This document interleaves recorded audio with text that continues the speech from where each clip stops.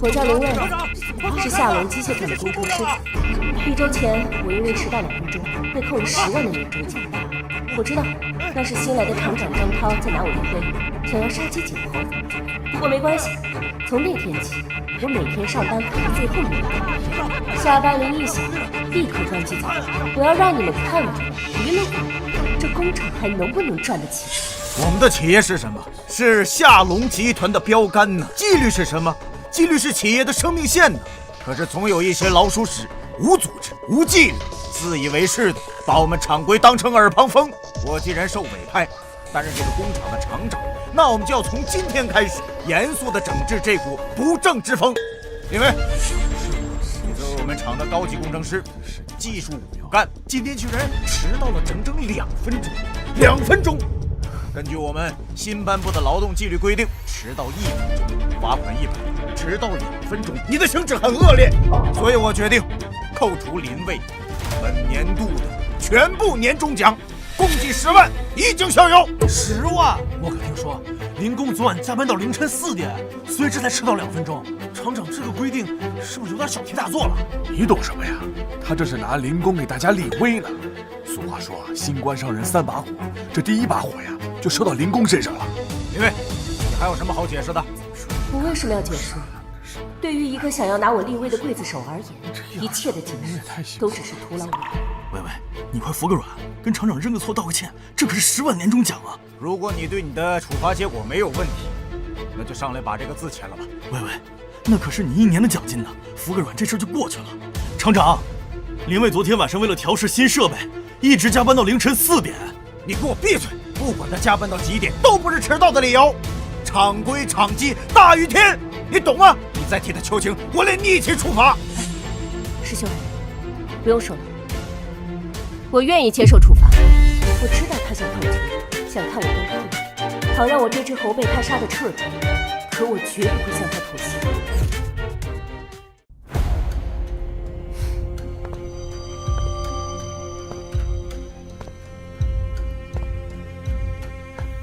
小林呐，你是咱们厂刚招进来的技术型人才，以后呢一定要跟着我好好干，咱们共同努力，一定要做大做强。师傅放心，我一定会认真跟你学习，努力工作的。好，我看好你啊！小林啊，咱们工厂的所有机械设备啊，都离不开我们的技术测试，所以呢，我们对待这项工作不能有丝毫的懈怠，我们就要兢兢业业，一丝不苟。因为工厂给予我们这么大的信任，我们呢就要好好的回报于工厂啊！师傅，一定会的。小林呐，你现在的技术已经远远超过了师傅，完全可以肩负起咱们厂设备的调试工作，师傅就可以放心的退休了。师傅，哎，一定要记住我说的话啊！放心吧，师傅，我一定会严格遵照您的教导，一切以工厂为重。哎，好啊，很好，师傅走了啊。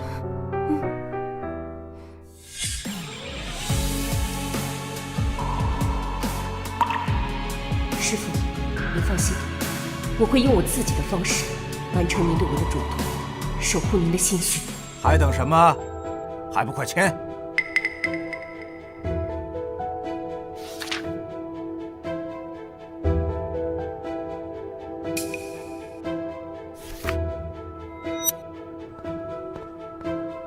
喂，你真签了？你们都看到了，这是违反劳动纪律的处罚规定。从今天开始，谁再敢违反劳动纪律，就跟他一样，绝不姑息。懂了吗？懂了吗？知道了，喂，知道了。你说你那么犟做什么？说签就签了，那可是10万块啊！接下来，我还要宣布另一件事情。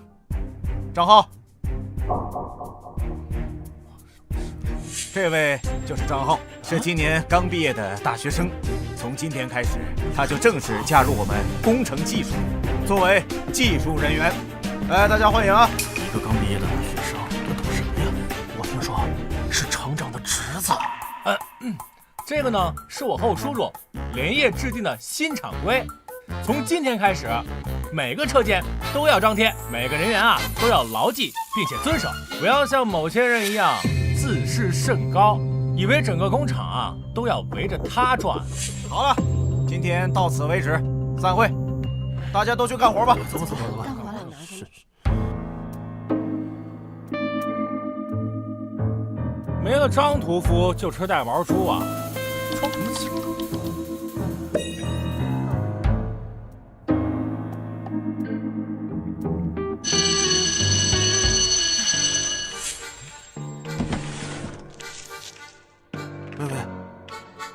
魏，你干啥呀？现在才5点。严格遵守厂规，准时下班了。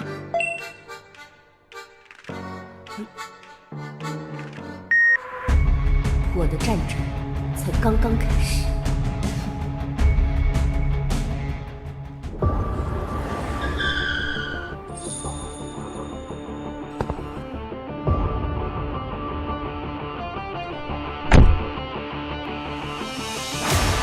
林老师，你是？哦，我叫周伯谦，曾经在德国学习过技术编程，有幸听过您的讲座，受益良多。请问你有什么事吗？哦，是这样的，今年我刚刚收购了咱们大厦东部最大的机械加工厂，现在就缺一位技术过硬的负责人，立马想起您了，所以才不请自来，诚挚的邀请您加入我的公司。这个公司待遇您随便开，并且我向您保证，给予您工厂内部最大的权利，绝不干扰您的管理和工作内容。如果您感谢您对我的信任，不过我暂时还没有跳槽的打算。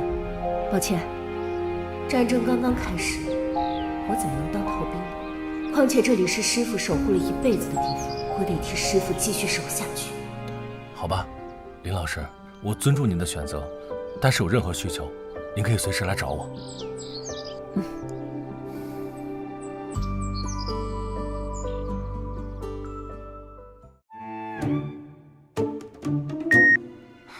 好久没有安安稳稳吃早饭了。小林啊，咱们厂的这些机械设备啊，都必须提前1个小时预热，所以呢，咱们就得辛苦一点，要提前1个小时来厂里开机。我明白了，师傅，我不会忘的。好，打卡。每天提前1个小时上班，在别人眼里不如迟到2分钟来的重要。师兄，走。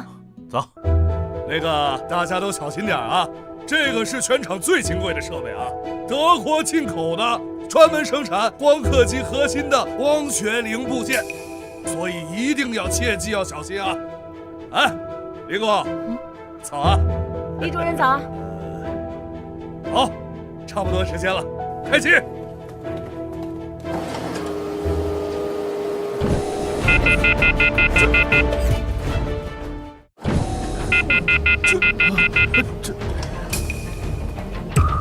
怎么回事？今天这个机器噪音怎么这么大呀？生产的这批透镜全有裂痕，是瑕疵品，全部要报废啊！谁操作的呀？啊，你们知道吗？这要是废品的话，我们工厂得损失多少钱？谁干的？谁干的？我扣的钱！厂长，我们是按规定操作的。是啊，我们也不知道怎么回事，要不问一下林工吧。林卫，刘卫，厂长，李主任，怎么了？林工，机器出问题了，你快去看看吧。好。林卫，你过来看看这批产品为什么不合格？是不是这个机器又出什么问题了？哦，4伏电机扭曲过载了，机械臂定位精度偏移。林工，今天早上你没有提前调试啊？我为什么要提前调试啊？可是，之前你每天不都是提前1小时来调试机器吗？怎么今天没有提前到呢？我看你是故意消极怠工，公报私仇，你还想不想干了？厂规上第3条写着，设备开机前的检查与调试属于正常的工作任务，应该在正常的工作时间内完成。现在才刚过8点，现在属于正常的工作时间。过去10年，我每天提前1小时进场调试机器，可你们不该把义务付出当成理所当然。我来。不就是个扭矩参数吗？我懂。不就是个扭矩参数吗？我懂。看见没有？不愧是我厂优秀的青年工程师啊！不像某些人，以为地球离了你就不转了吗？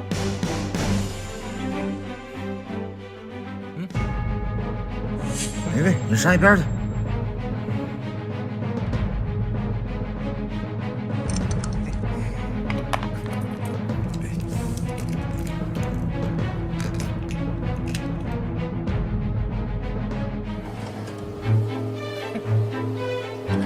这不好了吗？是，我把机器调试好了。不错啊，不错，小浩，年轻人呐，就应该勇于承担责任，不像某些人啊，拿着我的高薪，却整天的推卸责任。快拿去检测。还是废品，根本通不过红外线检测。不错，小浩有技术，有担当，有冲劲儿。今天呢，我就正式破格提拔他为工程师，以后这台机器就由你来维护，怎么样？还有谁有什么意见吗？厂长，这台机器是德国进口的 A7，之前一直都是由林工负责的，现在贸然换人，有些不好吧？这有什么不好？你们这些老同志啊，就是思想守旧，不敢重用年轻人。今天你们也看到了，小浩轻而易举的就调试好了这台机器，这不很说明问题吗？叔，你放心，这台机器啊，我在书上学过，肯定能维护好。好，我现在正式宣布，这是产品检验不合格，这是产品检验不合格。厂长，红外线检测不通过，这批货也都是要报废的瑕疵品啊！这不可能，这个不跟上回的成品一样吗？是不是检测仪器坏了？不可能，要不还是找林卫来看看吧。又是林卫，这问题你能解决吗？我明明都调试好了，这怎么还是不合格？废！林主任，去把林卫叫来。好，我这就去。林工，又出问题了，你快来看看吧。哎，一会儿无论怎么样，也要把林卫的技术学到手。叔，你放心，我可是大学生，就是因为刚来不熟悉，才一时半会儿搞不清楚的。就林卫那2下子，我看一眼就能学会。哎呦，我的姑奶奶，你能不能快一点喽？急什么？那边不是有个会调试机器的人在吗？行行行。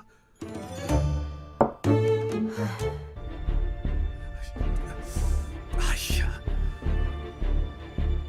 林卫，你看一看，为什么这批产品还是不合格？这个机器到底还有什么问题？好，这个部件上有一圈毛刺。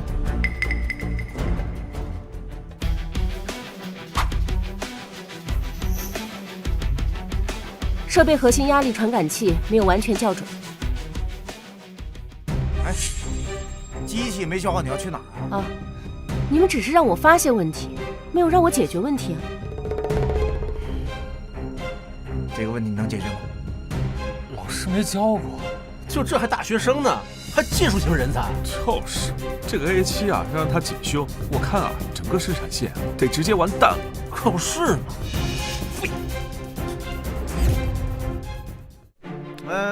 那这样吧，刚才对张浩的任命啊，暂时取消。这台机器呢，还是由林卫来负责啊。你赶紧看看还有什么问题。好。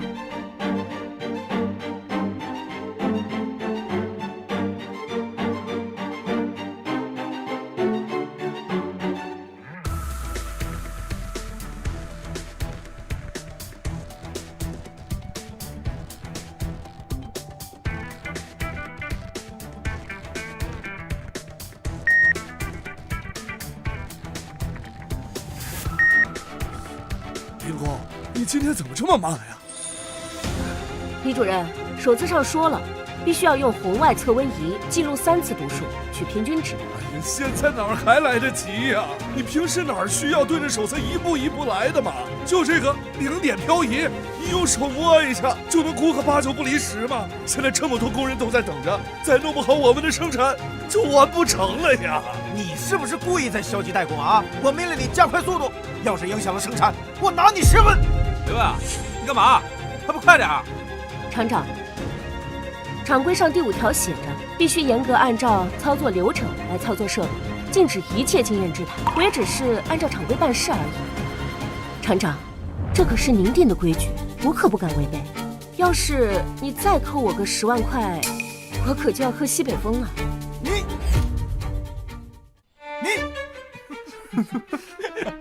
笑什么笑？谁笑的？抓紧干！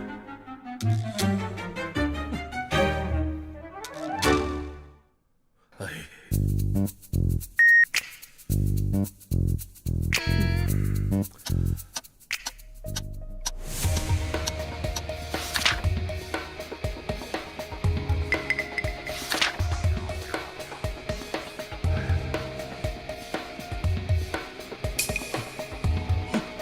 快了，还剩最后一步了。设备怎么还没有重新启动啊？林伟，你是不是在偷懒啊？耽误了生产，你承担起这个责任吗？厂长，我按照公司的安排进行核心压力传感器的年度校准，这个流程本来就很复杂，这点李主任可以作证的。这个年度校准确实复杂，不过现在就剩最后一步，数据固化就完成了。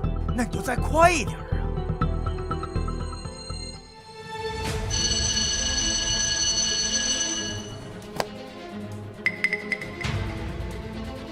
哎，林工，你做什么？我下班了。我下班了。什么？明明就差最后一步了，你着什么急啊？非得现在加班吗？是啊，林工，你再待1分钟就1分钟，你把数据保存了再走啊。对不住啊，李主任，现在已经是下班时间，手册上说了，下班时间不得操作任何精密仪器，以免发生安全事故。这可是厂规啊，这是今天早上厂长对我们的殷切嘱咐，你怎么忘了？你非要跟我作对似的，拿我的话来堵我的嘴，你真以为这个工厂离了你就不行了？就是，你不干有的是人愿意干，真拿自己当个人物了。那行啊，那你们去找能干的人才来干，至于我，就先下班了。谁让你关闭电源的？你关闭电源，我们就要重新启动设备，重新校验。我看你是故意跟我作对。厂长，你怎么能说这样的话呢？我怎么可能故意跟您作对啊？厂规上说了，下班之后不得操作任何精密仪器，以免仪器发生损坏，无人负责。厂长，你这是要让我破坏您亲手制定的厂规？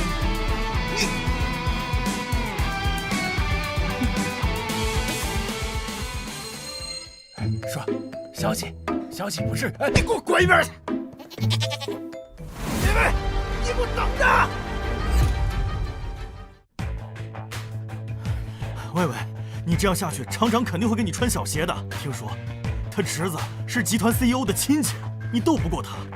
他们已经给我穿小鞋了，我还怕什么？哎，那生产线怎么办？那个张浩根本就不懂得实操经验，这样下去的话，师傅的心血全毁了。小林啊，我在这个厂干了1辈子，从刚刚开始建厂不见经传，一直到现在发展成了这种规模。我只想咱们厂啊，永远保持世界的一流水平。师傅，一定会的。师兄，想守住一样东西，就得先让那些想毁掉它的人知道疼。难怪师傅说你像他，这倔脾气简直是一模一样。你们看看这个，为什么有这么多瑕疵啊？这个怎么这么多毛刺啊？这是废品，知道吗？还有这个尺寸不对，你没看出来吗？还有这个怎么回事啊？你们是怎么搞的呀？什么东西？你废！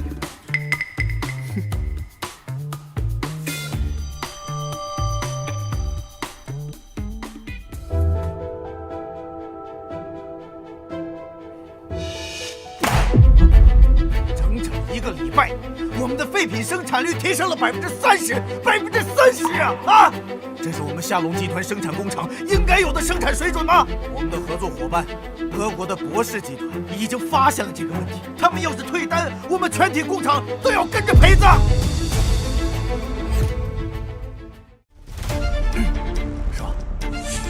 不，厂长，这不能怪我们呐，我们都是按照工厂制度严格标准生产的，都怪某些人在背后搞小动作，给我们工厂抹黑。长工，您这是什么意思啊？是谁在背后搞小动作了？又是谁没有遵守厂规？你说出来，我第一个不同意。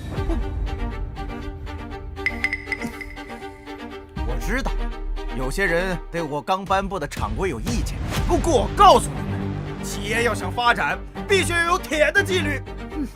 说得好，厂长就是厂长。我愿意支持所有人按照厂规办事，若有违背，绝不姑息。从今天开始，我要求你们所有人都要发扬奉献精神，主动的加班加点，把失去的产能追回来。李卫，你是工厂的高级工程师，技术骨干，你要起个带头作用。厂长的意思是让你带头加班？没错，这是命令。好，你答应了？那当然了，我支持厂长的一切命令。加班嘛，自然是没问题的。只是根据劳动法第41条规定，用人单位安排加班工作时，应当根据下国有关规定向劳动者支付加班工资。第44条规定，法定节假日加班不低于工资的300%，休息日加班也应该安排补休。要是不能补休的话，加班工资不能低于工资的200%。请问厂长，咱们是根据哪条标准进行的？只要标准明确，我愿意带头加班。我相信工人师傅们也都会乐意的。你是在跟我讲条件吗？你眼睛里还有没有集体荣誉感？我当然有了，可我眼里也有劳动法和厂长定的厂规啊。既然迟到应该重罚，那加班就应该补偿嘛，这叫讲规则。厂长，您不是最喜欢讲规则了吗？怎么能说是条件呢？我看你这分明就是怨恨，扣了你10万年终奖。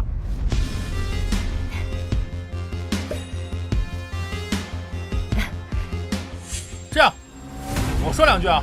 咱们公司虽然有规章制度，但是呢，咱们也是一个集体。这份订单关乎咱们工厂的生死存亡，这别人不愿意干的，我来干；那别人干不了的呢，我也干。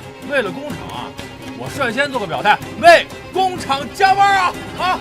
好，说得好，这才是我们工厂应有的工作态度。你们要为张浩的这种行为鼓掌喝彩啊！坚决要杜绝脱离集体的自私主义。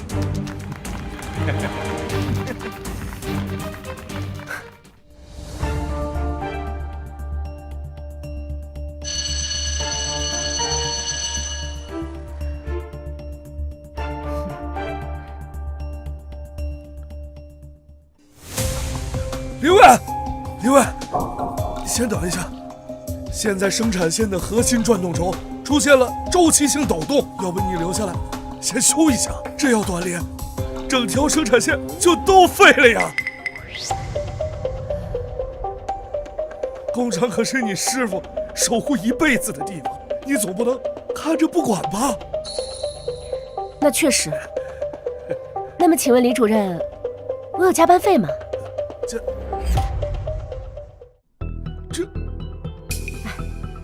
要是没有加班费，那我也爱莫能助了呀。师傅教了我这么多道理，倒也没说让我为公司无偿奉献嘛。可是李主任，这些小题交给我就行了。你可以。哎，我找了几个同学修复这条生产线，绝对没问题。不用理会这个装模作样的女人。听见了吗，李主任？既然有人自告奋勇，那又何必需要我呢？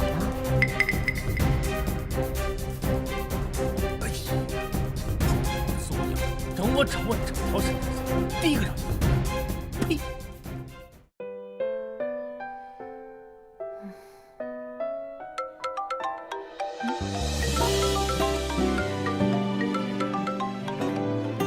怎么回事啊？怎么会这样？林卫，出事了！怎么了？张浩不但没有把问题解决，还把 A 杠7的应用程序给误删了。林卫呢？林卫在哪儿？去把林卫给我找来！卫卫，这可是师傅省了一辈子的心血。如果生产线毁了，博士集团一定会对我们提出上亿的赔偿。师兄，我知道你很急，可是现在是下班时间。不是，卫卫，都这个时候了，你难道真要跟张涛他们斗到底吗？师兄，不是我要跟他们斗，我只是遵守了他的规则，不是吗？那师傅的心血怎么办啊？放心吧，师兄，我就是想用这种方式守护住师傅的心血。好吧，那你好好休息。嗯。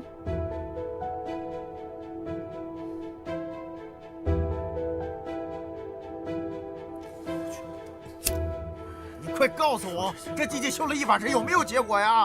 你说话呀你！你们，你给我站住！你这什么工作态度？昨天晚上生产线出了这么大的事情，你为什么不来？你是不是故意报复？是不是？厂长，我想请问一下，我还有年终奖吗？你说什么？啊，不好意思，那我为什么要加班？你有种！喂喂，我看厂长真的急了，你小心他报复你啊！没事儿，我就是怕他恼羞成怒，做出什么更愚蠢的举动来。走了。你个林卫，他算老几啊？他不就一小小技术工吗？我就不信我整不了他。叔，消消气。这个林卫啊，不就是仗着自己懂得多，才在那有恃无恐吗？咱们呢，可以让他把平常的工作内容写成一个报告，咱们按照报告操作这个设备，到时候他不就可以滚了吗？这倒是个办法，只要我们把全部设备程序都抓在手里，以后啊就不用他了。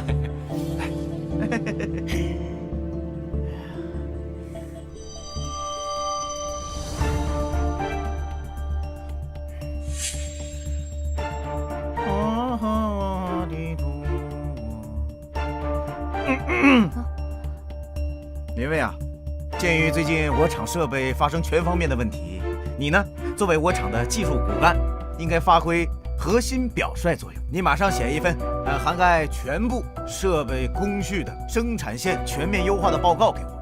它本来也是你的工作嘛，今天下班之前呢，必须交给我。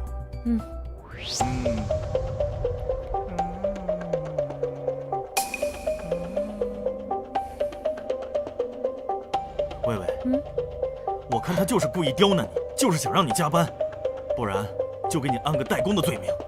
没关系，一份报告而已嘛。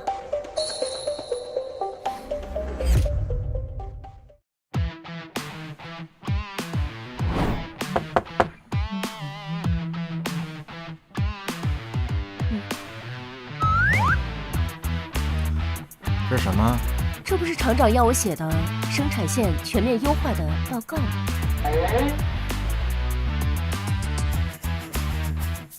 关于当前生产线效率低下问题的核心症结分析：一、核心症结长期维护不善，导致关键设备性能衰减；二、直接原因，近期多次非专业人员违规操作，破坏了核心系统的稳定性；三、建议立即停止非专业人员接触核心设备，并对操作人员进行重新资格认证。这是什么报告？你分明是在借题骂我！我警告你了，你再这样消极怠工，我就以这个罪名正式开除你！唉，你是什么工作态度？昨天晚上生产线出了这么大的事情，你为什么不来？你是不是故意报复？是不是？我警告你，你再这样消极怠工，我就以这个罪名正式开除你！想开除我，没问题，给补偿就行。你竟然还录音了！在受过厂长诸多照顾之后，厂长不会认为我一点准备都不做吧？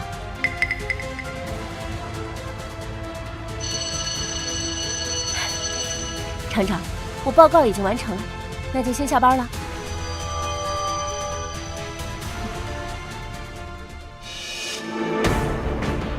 好你个林伟，你不要以为我治不了你。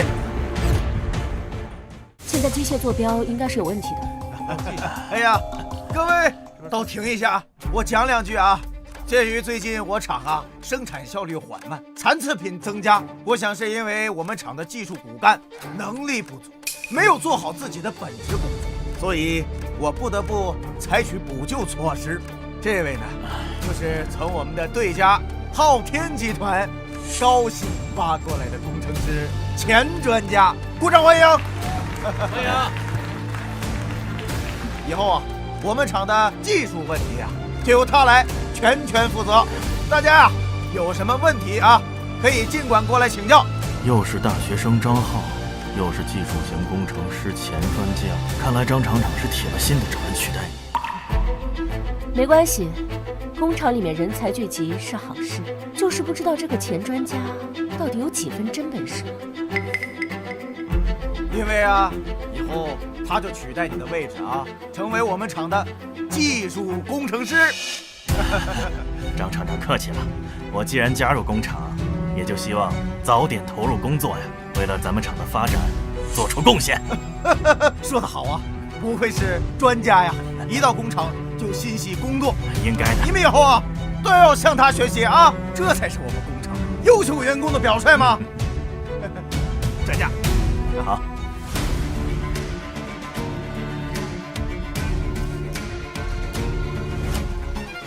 查过了，这个钱专家名声不太好，就喜欢吹牛。师兄，让他吹，风大，别闪了舌头。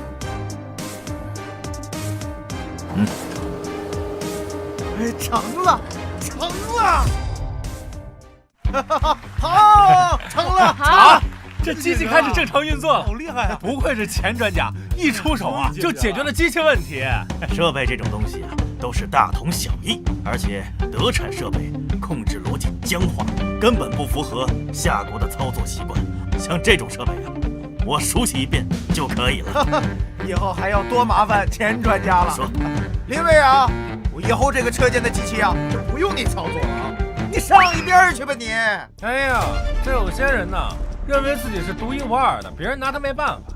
其实完全就没用，不如哪儿凉快哪儿待着去吧。来，钱专家请。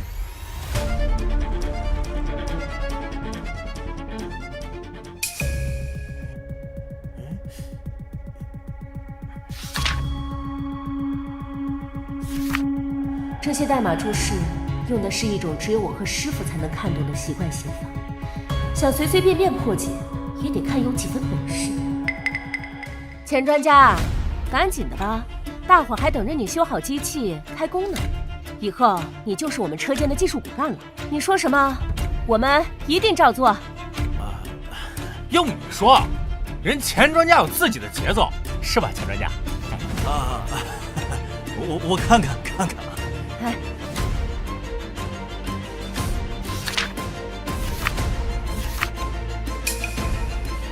这 LW 以前怎么没听说过？你说什么？厂长，德国博士集团催促邮件，他问我们关于 LW 优化模块的最新运行数据，说这事儿是他们决定是否追加订单的关键，让我们今天立马回复，不能耽误。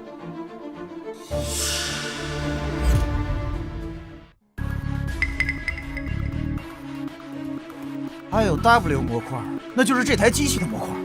钱专家，你看看，这个 A-7这个模块有很多我都没有见过，尤其是这个 LW 的模块，说明书里根本就没有嘛。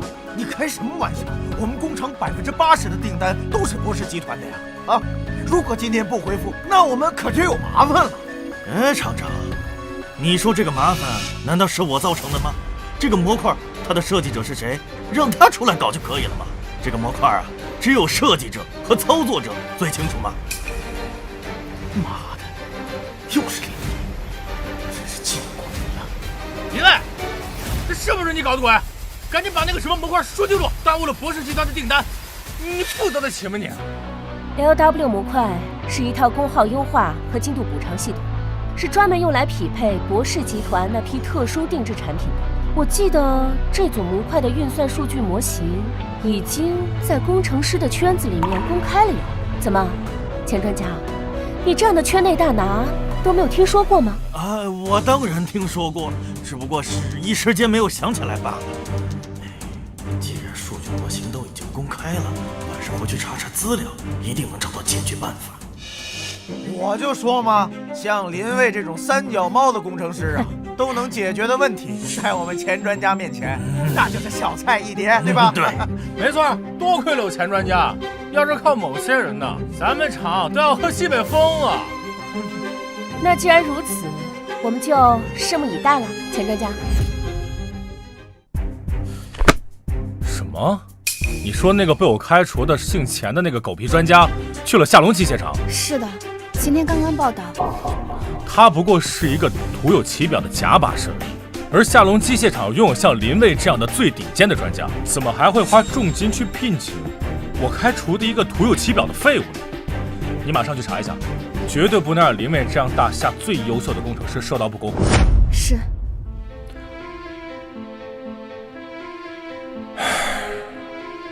自己的庙里有一尊大佛不好好供着，这夏隆机械厂不配拥有林老师这样最顶尖的人才。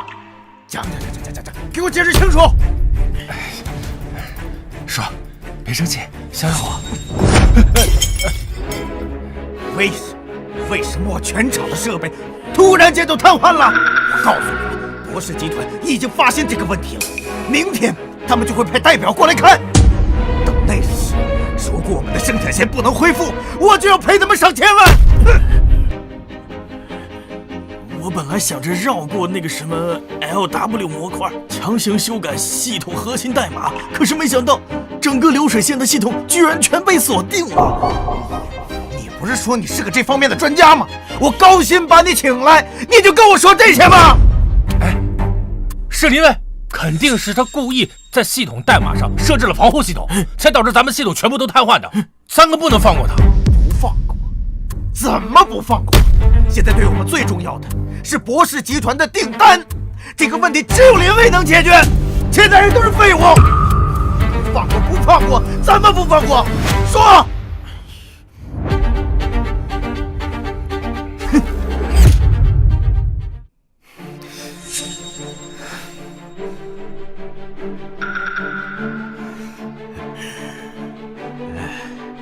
林卫，算我错了，行了吧？之前年终奖的事儿，是我一时冲动，是我不对。你要多少钱？开个价，只要你能让这条生产线动起来，我愿意双倍赔偿给你，20万，怎么样？张厂长，现在谈钱就没意思了吧？条件你提，只要我能做到，我一定满足你。行，我只有一个条件，召开全场大会，在当初你羞辱我的那个地方，为你的杀鸡儆猴，向我林卫公开道歉。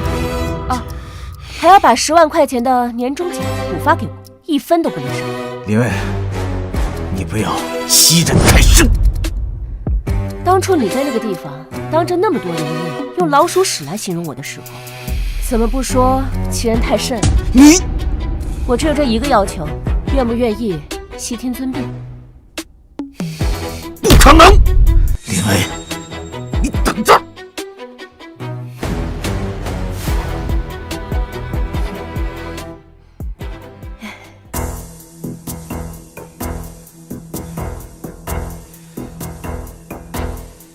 明天博士集团就要派人过来，如果这个生产线得不到恢复，我们几人都得负责。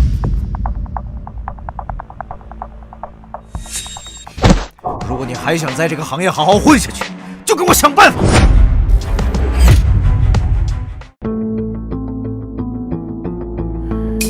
哎，我有个办法，我们可以把 LW 模块彻底删除，然后再重新编程一组新的代码。你确定可以？小事一桩，我保证，明天博士集团代表来之前就能完成，绝对不会耽误他们来视察。说的有道理，只要能够重新编排程序，我就可以舍弃 LW 模块，以后再也不用看他的眼色做事。没错，叔，倒是咱把他踢出工厂，让他去小声。喂，他们疯了！张涛让那个钳工他们把整个系统格式化。哦，是吗？啊，你早料到了？他们想把我踢出局，一定会想尽一切办法来赶我走。只是我没想到，这日子来得这么快。他们想把核心模块全部重新编程，厂长不知道，可那个狗屁钳工他不懂吗？这套设备的硬件驱动可是根据 LW 深度定制的，这一旦格式化，那就是一堆废铁啊！随他们去吧，等明天博士集团的人到了，他们就知道后悔了。哎，说他们啥样啊？今天的程序没有问题吧？操作就交给你。来了，厂长，博士集团的代表来了。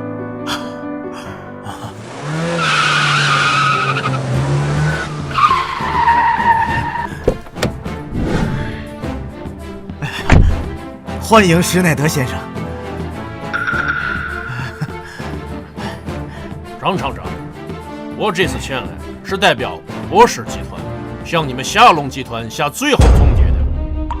如果今日之内工厂还无法恢复生产，我们博士集团将单方面终止所有的合作协议，并启动8位数欧元的索赔程序。施耐德先生，我们工厂最近确实遇到害群之马，故意找麻烦。不过您放心，我们已让系统程序重新编排，保证今天生产线能够正常运行。真的？真的，请。哎，你请。走。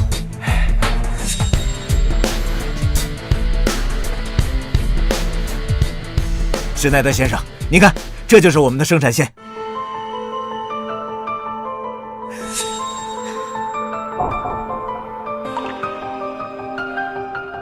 怎么还不开始？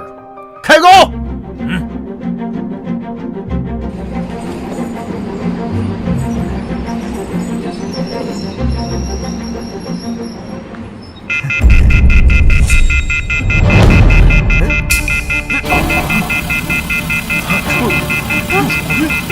怎么回事啊？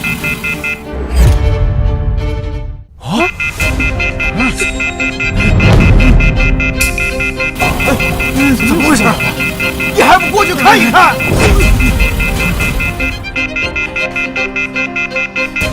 怎么操作不了了？所有设备全都报废了！什么？这就是你们让我看的东西，设备操作不了，订单没有办法完成。不是这样的，张厂长，如果你们给不出一个合理的解释，咱们就法庭上见。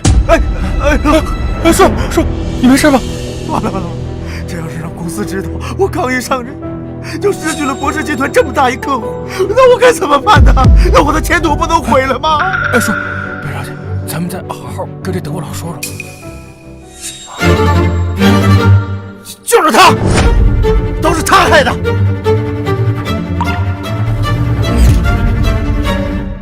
他就是林卫，他是我们厂唯一的高级工程师，可他却经常不遵守劳动纪律，迟到、早退、消极怠工。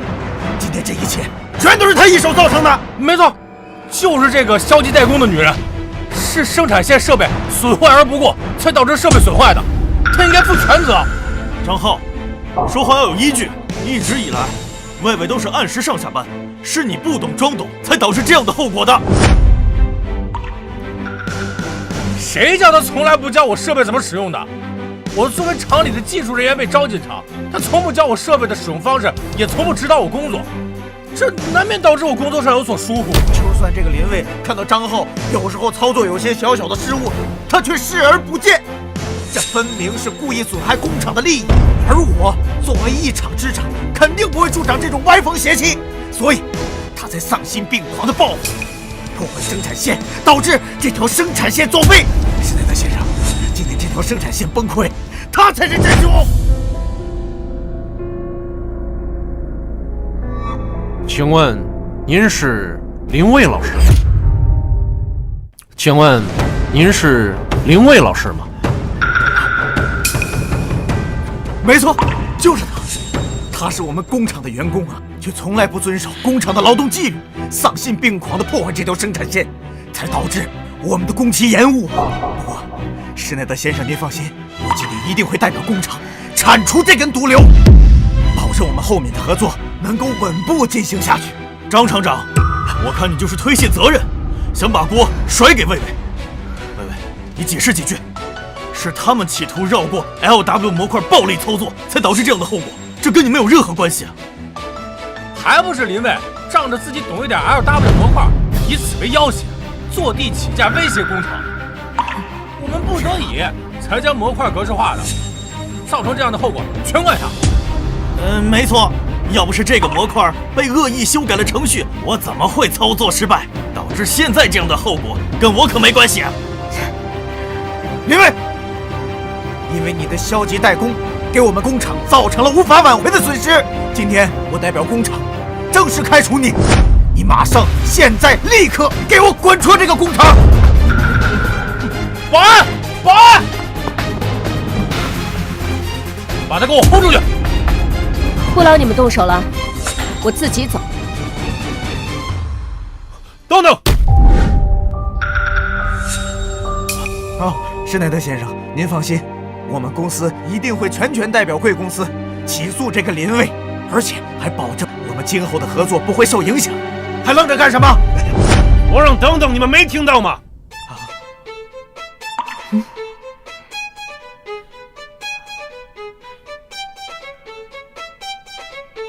林老师，好久不见，没想到会在这里遇到你。林老师，好久不见，没想到会在这里遇到你。这什么？博士集团的首席代表施耐德先生叫林宫老师？魏魏，你跟施耐德先生早就认识了？施耐德先生，您是不是搞错了？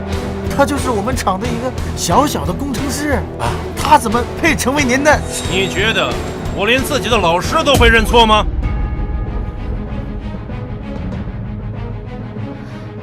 您是？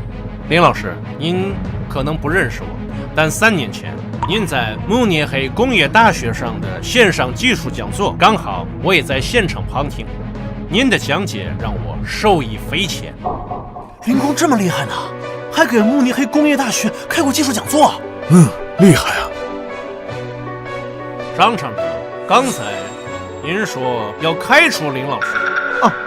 施耐德先生，您有所不知啊，他违反工厂的规定，消极怠工导致生产线停滞，我们也是按规矩办事啊。哼，真是可笑！你知不知道，站在你面前的这位可是 LW 优化模块以及整条生产线核心系统专利的唯一持有人。你说林老师会消极怠工？什么？他是整条生产线核心专利技术唯一持有人？哼，这怎么可能？天哪，难怪林工这么厉害，原来这条生产线的核心专利是他的。我就说嘛，不管遇到什么问题，只要林工一出手，就立马都能解决啊！对啊，不可能，他不过是个小小的工程师，怎么可能是生产线核心系统的专利持有人呢？对啊，没错，真是两个蠢货！不可能。那你们看清楚了，这是我的专利证书。这样证书啊，就算你有专利证书怎么样？说不定这证书是伪造的。没错，施耐德先生，你可别被他给骗了。他是什么人，我们最清楚。伪造？我看你说话还真是不经过大脑。这个可是专利局的官网图片，难道我还能让专利局为我造假不成？哼！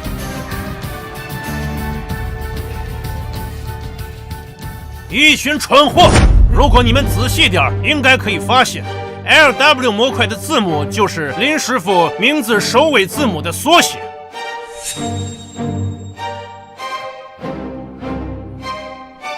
那个模块是我在师傅原有的基础上独立开发出来的一套功耗优化和精度补偿系统，是专门为了匹配博士集团那套特殊定制产品的，而且我也是无偿给工厂免费使用而已。这不可能，这不可能啊！事实就是如此。既然你们把林老师开除，那么我们的合作没有必要进行下去。不，时代的先生，这合作不能取消啊！就算他是核心专利技术唯一持有人，那这也不影响我们之间的合作。我看你还是没有搞清楚，说你蠢都是抬举你。你什么意思呀？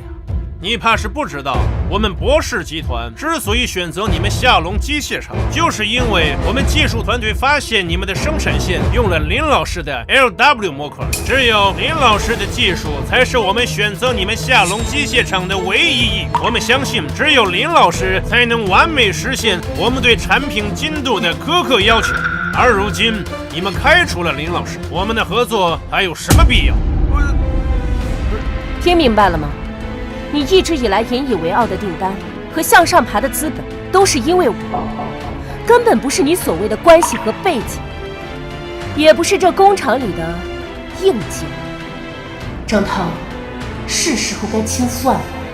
你应该好好想想，怎么去和陈总解释吧。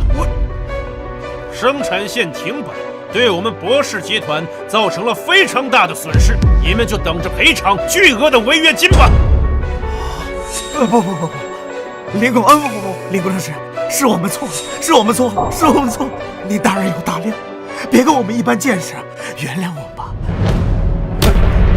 林工，是我有眼无珠，求您快恢复生产线，要是订单被取消，我们就全完了呀！贵公司的规则不是很严格吗？刚刚还说我消极怠工要开除我，现在又来求我，算怎么回事啊？而且你们会承担什么样的后果，跟我有什么关系？林工，我给你跪下，我求您了，你回来，只要把生产线恢复了，我什么要求都答应你。什么要求都能答应？是，只要你肯回来，我答应你任何要求。不好意思啊，晚了。你给我穿小鞋要把我开除的时候，就没有想过会有今天吗？你还在耍我？我就是耍你，你又能怎么样？我早就给过你们机会了，是你们自己不珍惜。施耐德先生，我知道那批产品对您来说特别重要，我有办法帮助你。林老师，你有什么要求？只要你们能帮我解决问题，我们博士集团能满足你所有的要求。我希望能和贵公司合作，不过不是以夏龙机械厂员工的身份，毕竟刚才我已经被开除了。林老师，您请说。我希望以博士集团的名义，让夏龙机械厂总公司满足我3个条件。林老师，哪3个条件？第一，让他还有他的侄子张浩，现在立刻马上给我滚出工厂，他们不配待在这里。第二，我希望夏龙机械厂总公司就张涛对我进行的侮辱和名誉诽谤，向我进行赔偿50万的损失费。第三，我会以独立技术顾问的身份，为恢复生产线提供技术支持。不过，我的收费标准是按小时计费，每小时1万块人民币，直到生产线检验合格为止。每小时1万块，你疯了吧？你怎么不去抢啊？那你们去问问，看陈总愿不愿意答应。比起赔偿巨额的违约金，我想陈总应该更舍得出我这笔钱。张厂长，魏魏值这个价，您从外边请来所谓的前专家，好像也不便宜吧？林老师，您的这些条件我是完全同意，我马上就去跟陈总沟通。我相信陈总应该知道该怎么选择。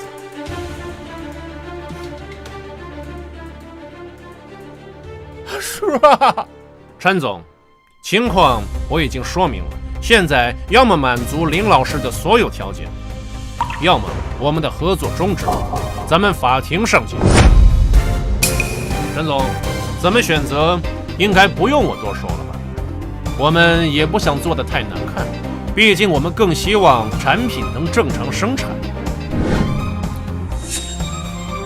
陈总，你不用这么看着我，今天这一切都是他们咎由自取，跟我可没有关系。我劝你最好还是想清楚了，一旦失去博士集团这个全球顶尖的客户，不光要赔偿巨额的违约金，更可能会波及贵公司在行业内的信誉。一边是我这个名不见经传的女工程师提出的无理要求，一边不过是你一个亲戚的面子而已。这道选择题，作为一个合格的商人来说，应该不难吧？您说呢，陈总？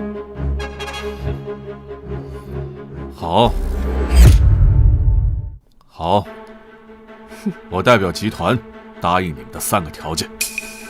50万赔偿会在1个小时内打到你的账上。至于张涛，从即刻起取消在集团内的一切职务，待后续处理。张浩直接开除，并在全行业内封杀。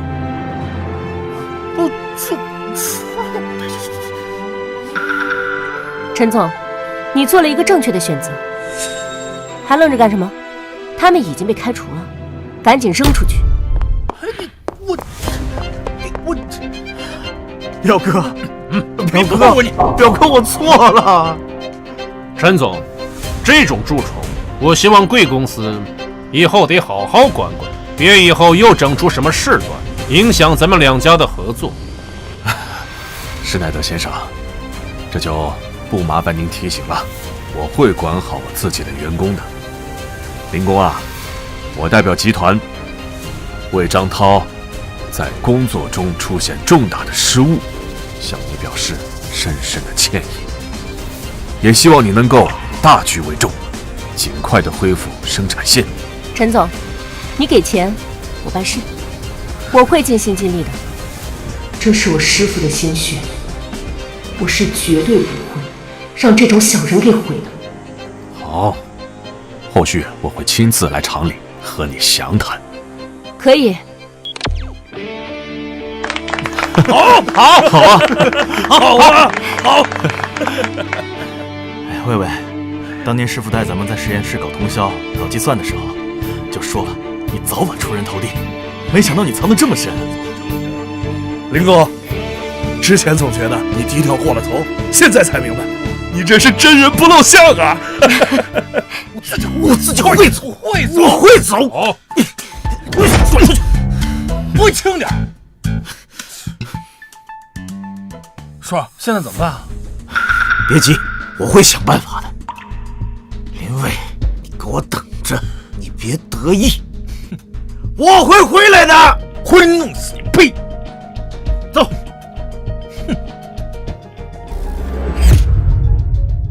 林工，你太厉害了，连张厂长都被开除了。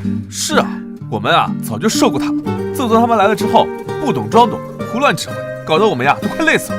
太好了，以后我们可以正常上下班了。好了，等我把准备工作做好，将生产线恢复，大家就有的忙了。好，那我们先去忙了。好，走。施耐德先生，今天多谢你了。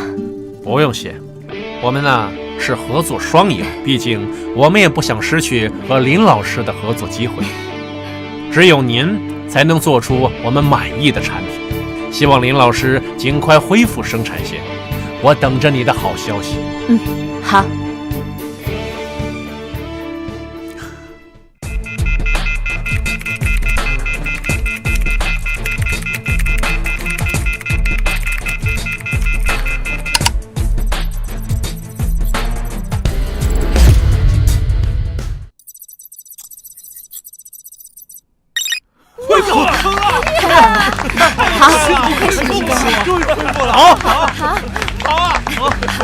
只要魏魏一出手，问题一下就解决了。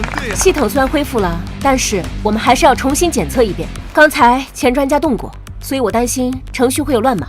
小王，你把3号伺服电机的驱动模块重启一下。小李，让师傅确认一下高供电回路的稳定性。小刘，把液压站的压力值降到7.5兆帕。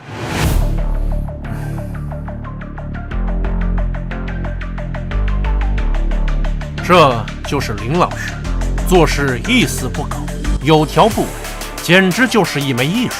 有这样的团队，才能生产出好的产品。魏魏长大了，可以独当一面了，师傅的心血守住了。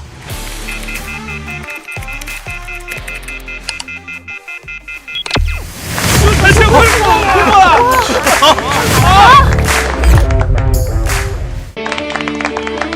生产线恢复了，那就辛苦各位赶紧回到自己的岗位上，开始干活了。开工，走，开工。施耐德先生，请。林师傅，多亏了你。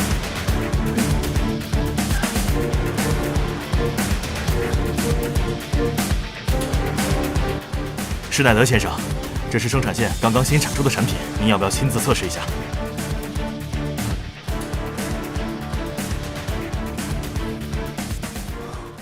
太震撼了，这合格率竟然达到了100%，比之前生产出来的合格产品精度还要高出0.01微米。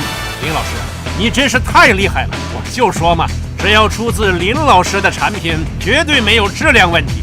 我也只是用我的专业做我应该做的事情。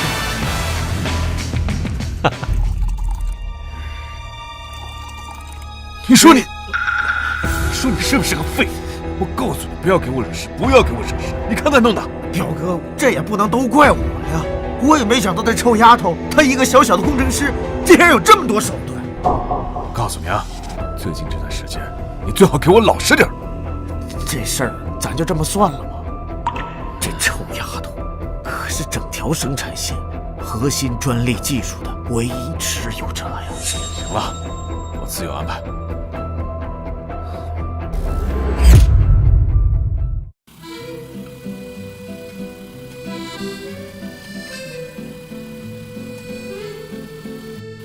师妹，早。林哥，你还是来这么早啊？林工，这工厂可真不能没有你，不然我们全都得放假了。是啊，林工，那张涛啊，可真不是个东西，还要克扣你的年终奖。他根本不知道你为这个工厂付出了多少。好啦，事情都已经过去了，大家快去干活吧。好嘞，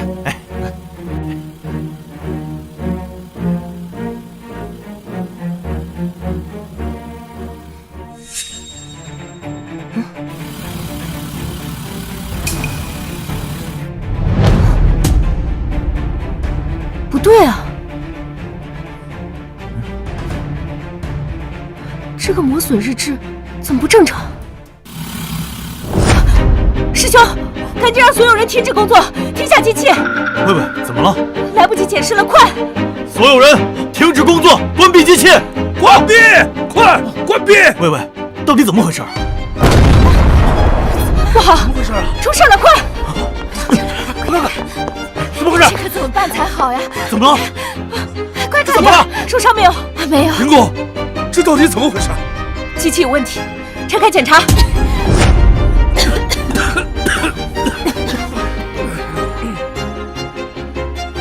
魏魏，这怎么可能？魏魏，这怎么可能？这根传动轴用的可是德国原厂的，用的也是顶级的铬钼合金钢，设计寿命20年，这才用了不到5年，怎么会成这样？老刘，拿光谱检测仪过来。哎，林工来了。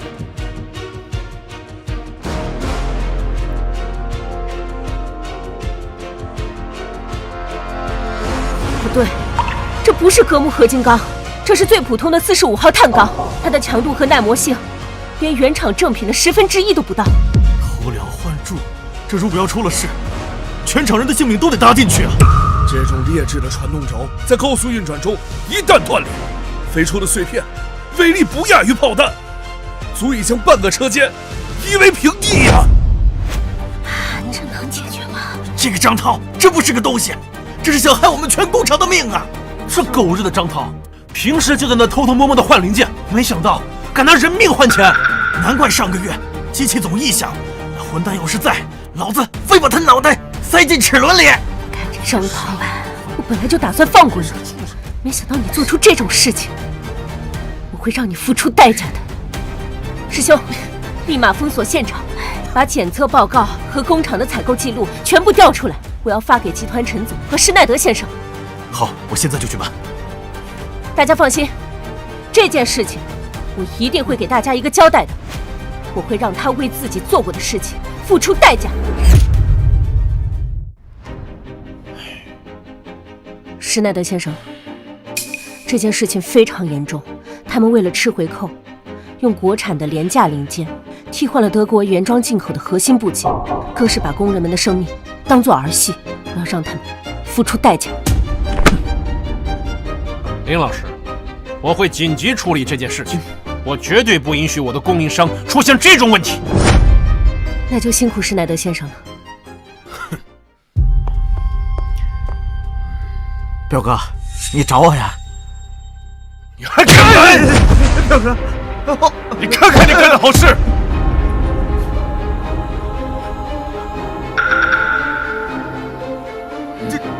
这怎么回事？彪哥，你听我解释。你还解释个屁呀你！人家都证据确凿了。你说你平日里吃点回扣也就算了，这安全上的东西你也敢动手脚？你真是好大的狗胆啊你！彪哥，我错了。受我一时财迷心窍，我也没想到会出现这么大问题啊，彪哥。知道错了有什么用？人家都把你告了，你就等着吃牢饭吗你？彪哥，我不想坐牢啊，你帮帮我吧，彪哥。我怎么帮你啊？告诉你，你这是在犯罪。如果这件事处理不好，公司要承受巨额的损失，知道吗？这件事情是你做的，全由你负责，好吗？来人，彪哥，你给我带出去！救救我，彪哥！哎呀，彪哥，你救救我呀！我不想坐牢啊，彪哥！陈总，施耐德先生和林工到了，在接待室。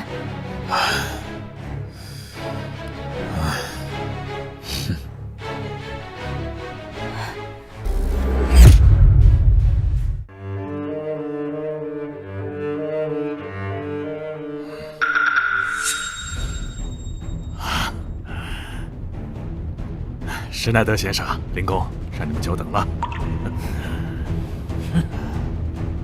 陈总，您应该知道我为什么事情而来啊！知道，这是我们工作上的失误，我们正在处理，保证给公司和工人们一个满意的交代。最好是这样，毕竟我们也是老朋友了，我们也不希望为了这种事情闹得不愉快。这件事不仅仅是质量上的问题，更是安全问题。若是以后再有此类事件发生，我博士公司将永远不会与贵公司合作。这点您放心，我们正在进行全面整改，保证不会再发生这样的事情。陈总，我需要你给我一个交代。林工，张涛已经送到局子里了，证据确凿，他已经受到了法律的严惩。光是这样可不够。林工，还有什么要求吗？只要你能提出来，我一定满足你。我需要你给工厂的每一个人5万块的赔偿。每个人5万块，这也太多了吧？这是精神损失费，要不是我及时发现了问题，恐怕现在工厂的损失可不止这么一点啊。怎么，陈总，连这点钱你都出不起了？林工啊，真是有点趁火打劫啊！我可以赔偿，但给不了那么多。5万块，1分都不能少。要是不能给的话，生产线可就恢复不了了。孰轻孰重，陈总你自己掂量。好，我答应，但是你必须尽快恢复生产。陈总放心，只要新的传动轴到了，那生产线立马就可以恢复了。那我就不打扰陈总了，先回工厂了。陈总，那我也就先走了。好，慢走。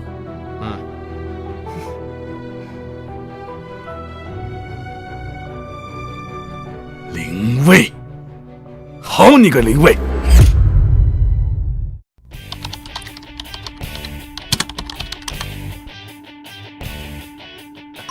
系统优化成了。大家都停一下，集合一下。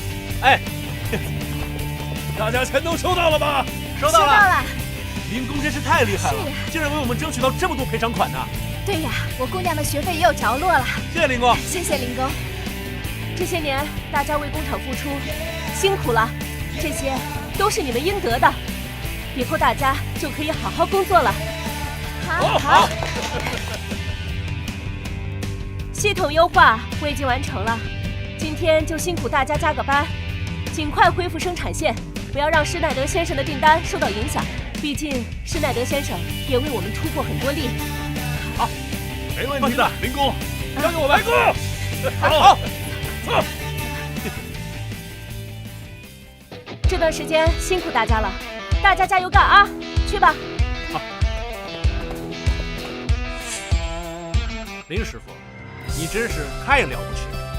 经过你的优化，整体效率提升了15%，耗能降低了10%，太好了！这样这批产品一定能超前交付。这也是为了不辜负施耐德先生的信任。好，我决定，博士集团将在原有的订单基础上，再追加5000万欧元的长期战略合作协议。施耐德先生，追加订单的事情，还是希望您慎重考虑一下。不用考虑，只要有林师傅在，就不需要考虑。你说什么？博士集团要追加5000万欧元的订单？是的，沈总。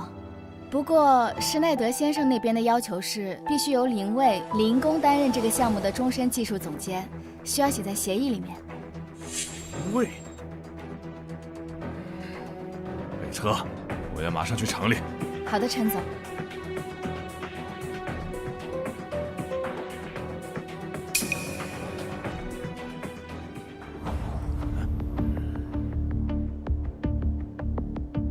小林啊，这是公司额外给你的赔偿和奖金。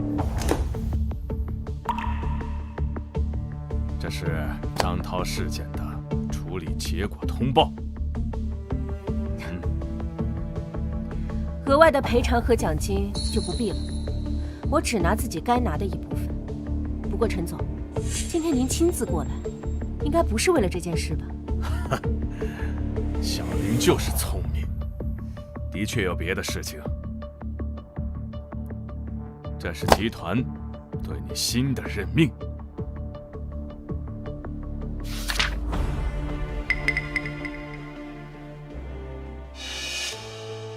华夏分公司副总经理。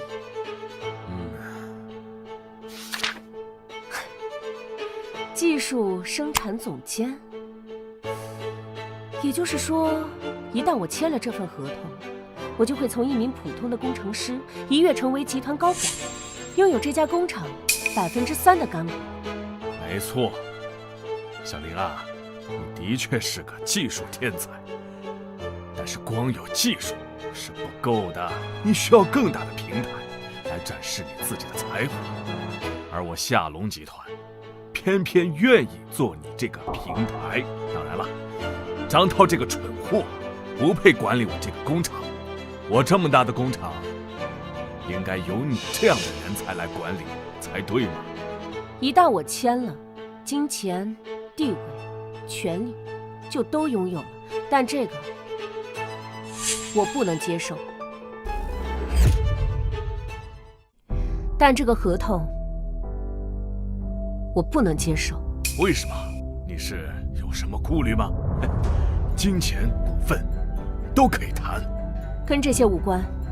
我是一名工程师，我的乐趣在于攻克技术难题，在于看着冰冷的代码变成高效运转的机器。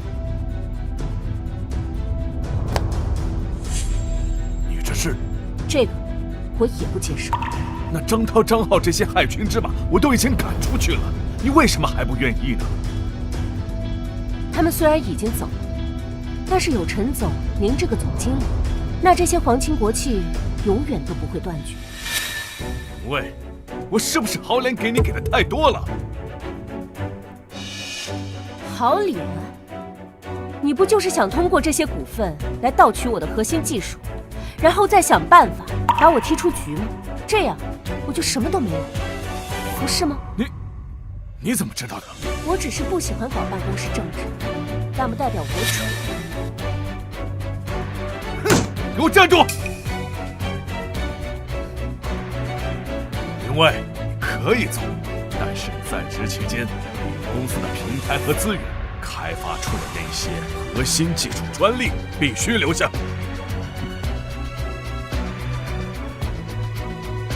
你签了这份技术转让协议，你就可以走了。否则，别想走出这扇门。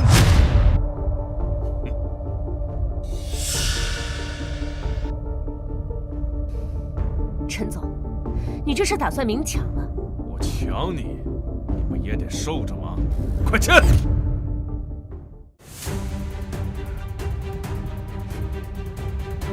那些技术是我个人业余时间的成果，专利上清清楚楚写的我的名字，跟公司无关。哼，没有公司的平台和资源，你哪能搞来这些东西？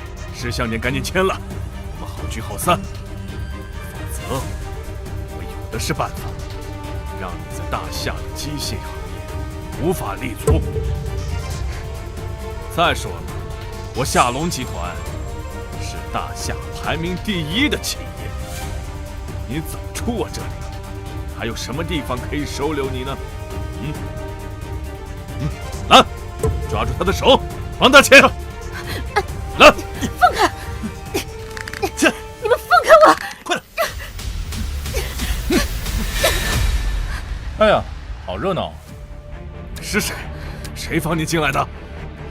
认识一下，我叫周伯谦，刚刚收购了一家机械加工厂，是来找林老师咨询的。你们这是在干什么呀？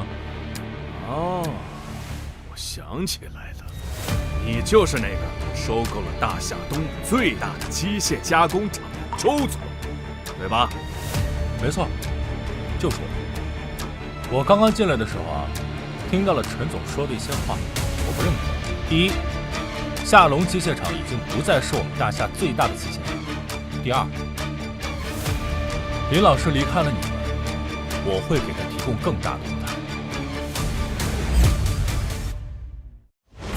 姓周的，你这是铁了心的想要跟我抢人吗？你们张厂长已经把林老师给开除了，你还谈什么抢不抢？我劝你们别动，进。林老师，现在咱们可以去了。林卫，你真的想走吗？这可是你师父的心血。放心吧，我还会回来的，只是用另外一种方式。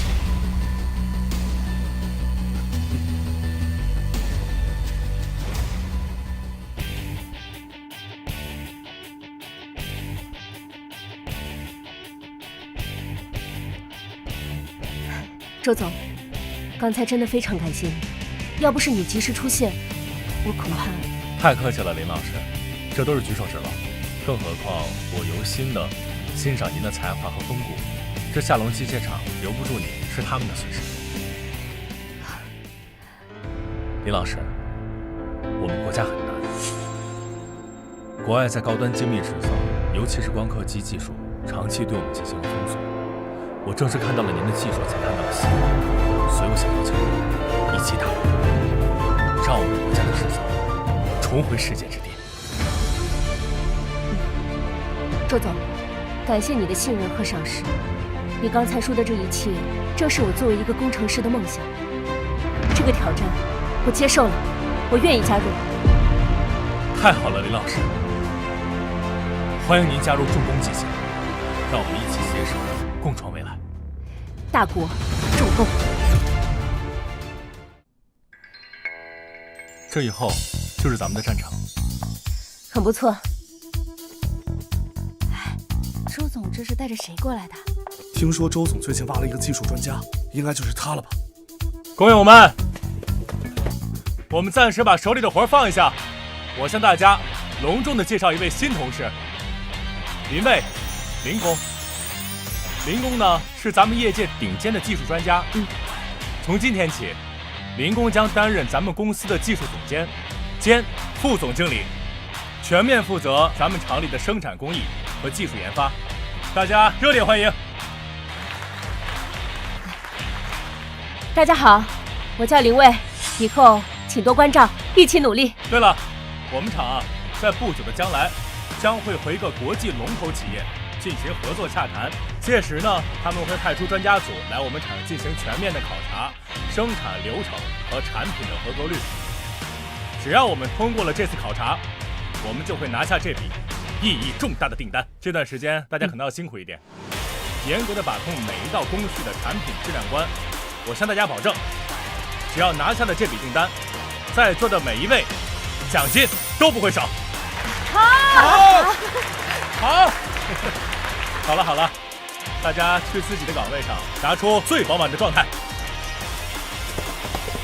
林老师，细节我们就去工作室。好，周总。来，请进。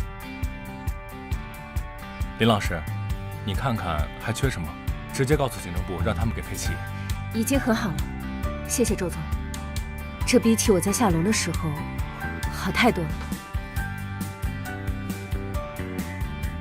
林老师，这以后就是你的战场。关于光刻机部分精密部件的加工，我已经有了一些初步的想法，特别是双工作态和物镜系统的超机密导轨。没错，导轨的平直度和稳定性是关键。传统的材料和方法可能已经达不到要求了，我觉得可以考虑。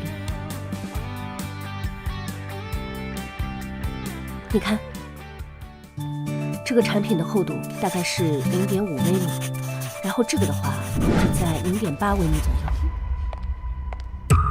然后你看这里，博谦哥，苏连雪，你怎么来了？他是谁？为什么你们靠那么近？苏连雪，注意你的言行，这是工厂的办公室。这位是林卫，林总，是我们公司聘请的技术总监。你好。技术总监？这么年轻的女人，博谦哥你骗谁呢？他是不是用了什么手段纠缠你？苏连雪，我再说最后一遍，林总是我们高薪聘请的技术专家，负责厂里最核心的项目。你的无端猜测，失礼且冒犯。博谦哥，你从来都没有这么凶过我。为了这么一个来路不明的女人，你骗谁呢？我不信。苏小姐，凭我能解决周总都解决不了的技术难题，也凭我能带领工厂拿到大订单，这个答案你满意吗？博谦哥，我不喜欢他，你换了他好不好？你要是缺钱，我叫我爸给你投资。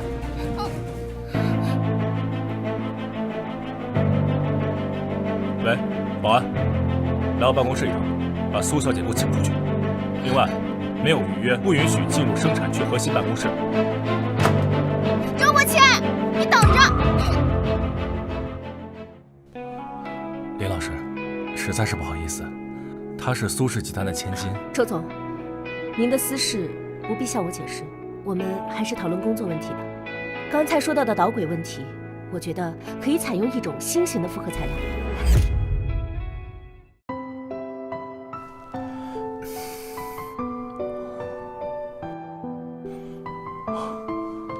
不好意思啊，李老师，这不知不觉都这么晚了，我这一讨论起来就没完了。要不这样，您饿了吧？我请您去外面吃个晚饭，就当做赔礼，也当做了欢迎宴。太麻烦了，周总，等我把这个模拟运算跑完，等结果出来再看吧。吃饭不急，工作要紧。李老师，那你不能饿着肚子干活啊。要不这样，我去咱们食堂给你打份饭，咱们厂里的厨子手艺特别好。太麻烦了，周总，我一会儿自己去吧。哎，不用，您别动，我去吧，我刚好活动活动，你等着，我一会儿就回来。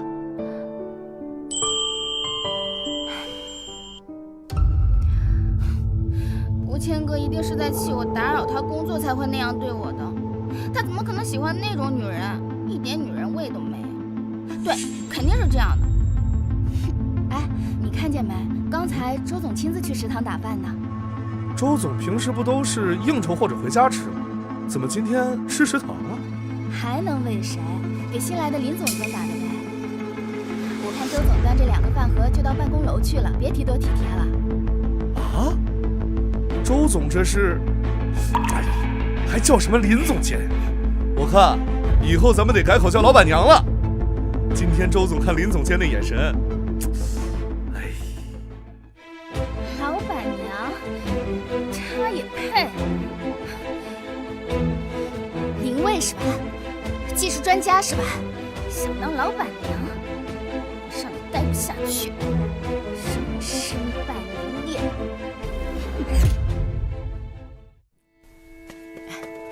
稍等，施密特先生，这个是我们采用了新型工艺加工的第7批字样品。你看，这表面的光洁度和边缘处理，都完全符合贵司图纸上标注的0.5微米大厂。林工的技术我们信得过的。我们之前说过，林工在哪，我们订单就在哪。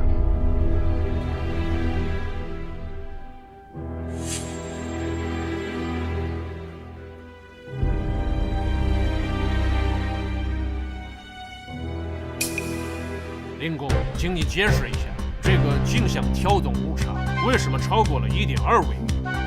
还有这个位置，这个加工瑕疵是怎么回事？这不可能，我们的每道工序都经过严格的自检和抽检，还有数据记录。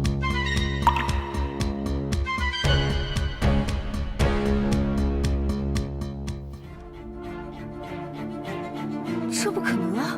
史密特先生，会不会是你的仪器偶尔有误差，或者是搬运途中有轻微的磕碰？这林工可是我们周总花高价请过来的技术专家，我们厂现在所有的核心编程的工艺都是由他一手负责的，按理说不可能出现这种低级的错误。我的仪器刚刚校准，至于磕碰，这是典型的加工应力释放不均导致的微裂纹，绝非运输所致。很遗憾，林工，这一批产品的质量完全达不到我们验收标准。基于现在情况，我必须汇报总部，这次合同恐怕无法签署。别呀，史密特先生，再给我们一次机会吧。这合同要是签不了，我们工厂可怎么办呀？工人们的奖金可全指望这笔订单呢。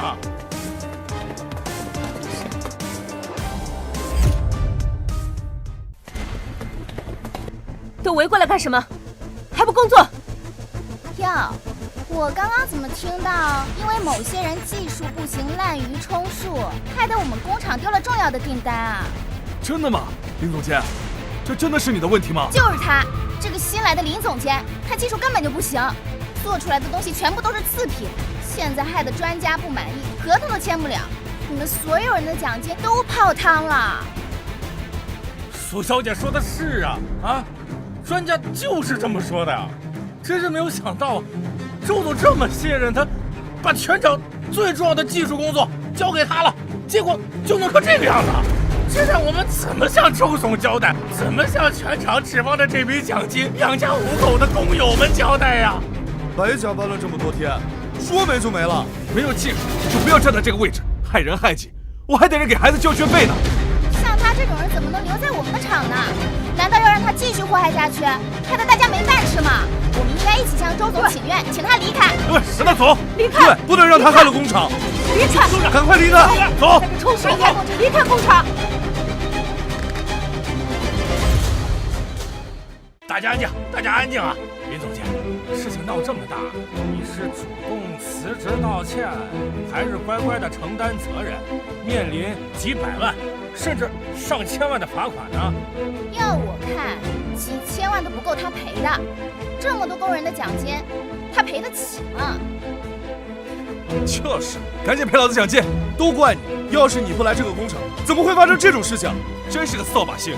算我求你了，你赶紧滚啊！林伟，你不是很能吗？你不是想要勾引周伯谦吗？现在你成了众矢之的，我看你还能狂到哪里去？大家都看到了吧？他自己都无话可说了。我们现在就去找周总，把这个害群之马赶走。站住！这批部件，半个小时前的抽检完全合格，现在突然出现了问题，大家就不觉得奇怪吗？这是啊，怎么回事？那里的监控应该能拍到刚才是谁碰过这些部件吧？你少胡说八道！谁碰你的破部件了？分明是你自己加工的时候就出现问题了。就是啊，那个监控啊，几天前就坏了，根本拍不到什么。我说林总监，你就别狡辩了，赶紧承认错误吧。喂，现在调取成品检验区的监控，马上送过来。啊，另外，查一下最近3天的监控维修记录，我倒想看看监控是怎么坏的。林伟，你少装腔作势了，别以为这样就能转移话题了。这个事情就是你的错，休想推卸责任。各位，我知道你们当中有的人急需要用钱，但是没办法，因为林总监的失误，导致你们的奖金没了啊！他现在还想转移话题，大家联合起来去周总的你举报他！你们怎么了？他害得你们奖金都泡汤了，你们不想让他滚蛋吗？我觉得林总监说的有点道理。这部件到底是怎么坏的？咱查查监控不就知道了吗？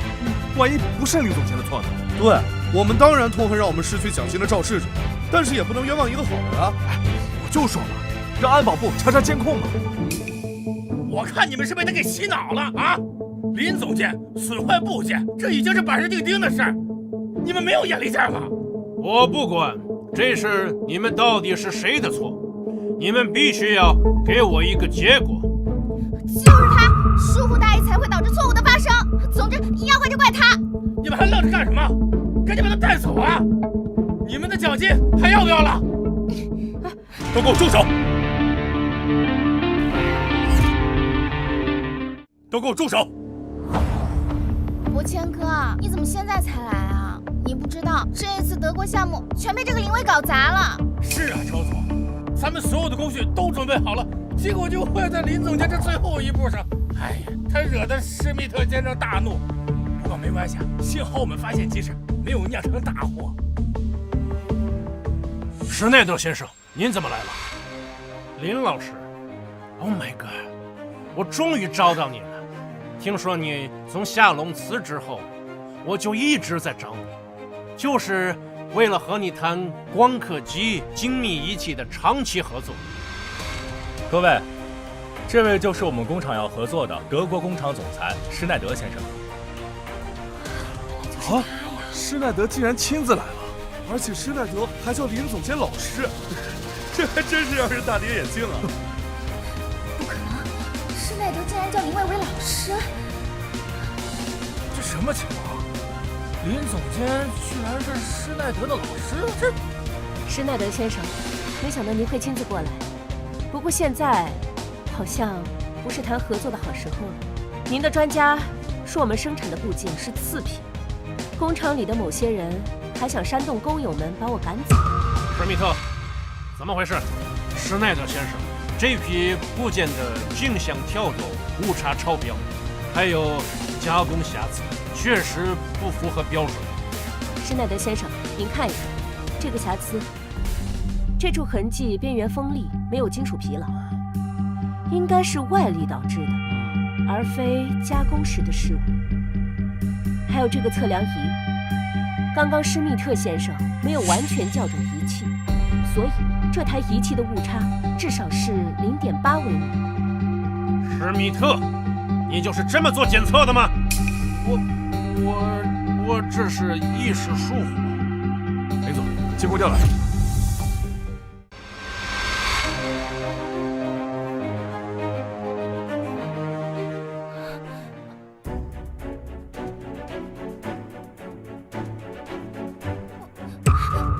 是合成的。伯谦哥，你要相信我，不是我弄的。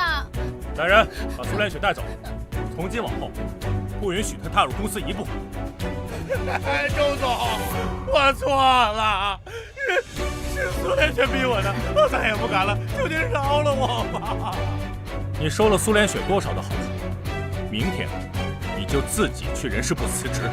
还有，你对公司生产造成的损失，公司会以法律的形式对你提起诉讼。带走。周总，我错了，周总，不要，伯谦哥。林总监，实在对不起，我们刚才误会您了。都怪他们刚才忽悠了我们，才错怪了您，求您原谅我们吧。没事儿，只是误会，只要误会解开就好了。这批部件重新检测一下，争取早日完工。林老师，你的冷静和技术让我敬佩。这批部件呢，重新检测，合同现在就签。而且我决定将光刻机的精密部件独家生产权交给你们厂处理。太感谢您了，施耐德先生，我们一定不会让您失望的。太好了，老师，我相信我们的合作一定能打破国外对我们的技术封锁。我们会在3个月内完成光刻机精密导轨的样品生产，达到国际顶尖水平。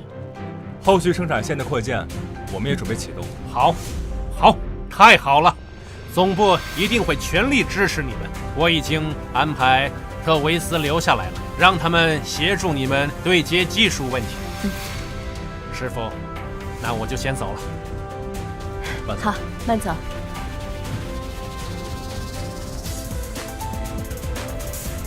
这次真的多亏了你，没想到这施耐德先生也是你的学生。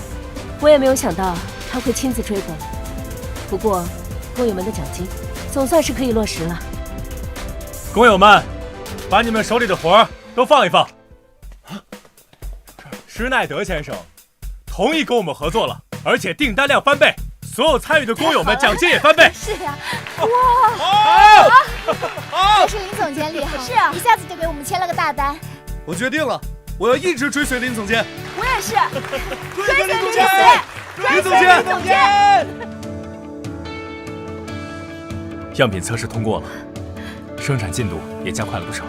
施耐德先生对我们非常的满意。林副总，说吧，这回你想要什么奖励？我想要收购夏龙机械厂。夏龙机械厂，那不是你之前待过的地方吗？他们因为失去了你的技术，现在订单量下滑了一半，确实是个收购的好时机。不过，你怎么会突然想收购他呢？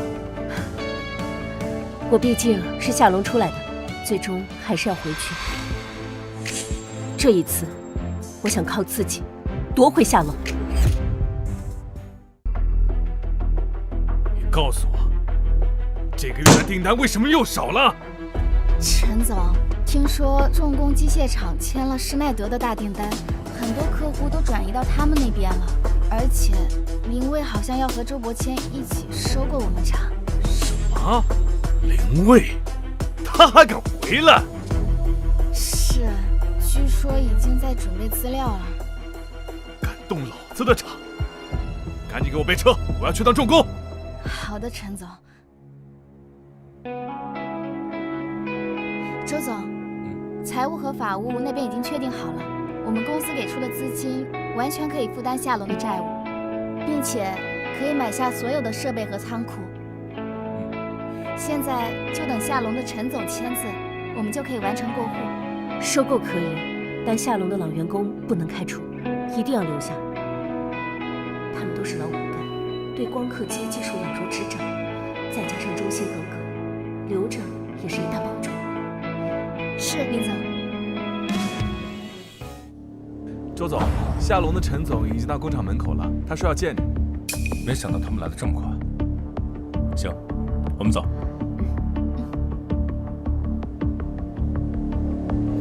还是陈总消息灵通啊，这么快就收到了我们要收购夏龙的消息了。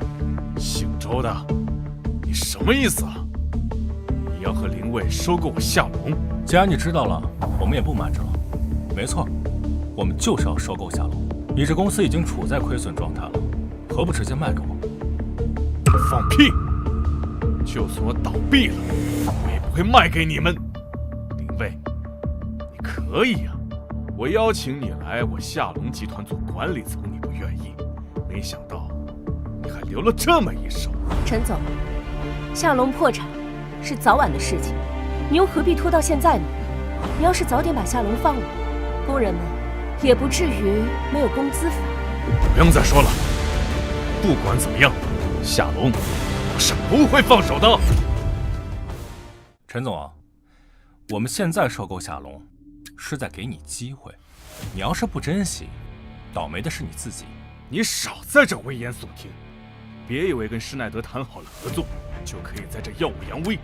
我告诉你们，我的夏龙集团迟早还会起来的。陈总，你要是签字，还能收到一笔补偿金；要是不签，下个月夏龙就会申请破产，到时候你可1毛都拿不到了。没错，现在把夏龙卖给我们，不仅可以还清之前所欠的债务，还能收到一笔不菲的赔偿金。你要是不签这份合同，到时候不仅会破产，甚至连工人的工资都发不出来，还会面临被工人起诉的风险。你这有什么不满？他们说的也对，夏龙现在完全就是垫底的，那群家伙拿不到工资，肯定要搞我。倒不如真听他们的，把夏龙卖了。陈总，我也是念在和工厂的感情的份上，才向周总多给你要了一点补偿金，对你们来说足够了。好，签。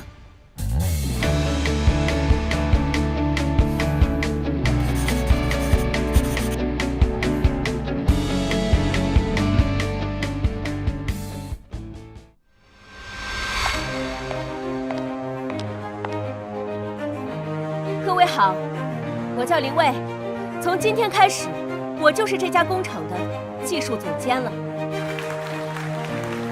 在这里，我向大家宣布3个新规则：第一，尊重技术，尊重专业，任何行政命令不得干预技术流程。好。第二，奖罚分明，唯才是举。从今天开始，你们的奖金、绩效和升迁都将与能力相关，与马屁和关系无关。第三，能者上，庸者下。我会建立严格的技术考核和岗位评估体系。浑水摸鱼的人，我劝你们尽早离开；有能力的，我会给你们展现的舞台。好。我的话讲完了，会议到此结束。好。后来，王工被我提拔为生产部主任，成为了我的得力助手。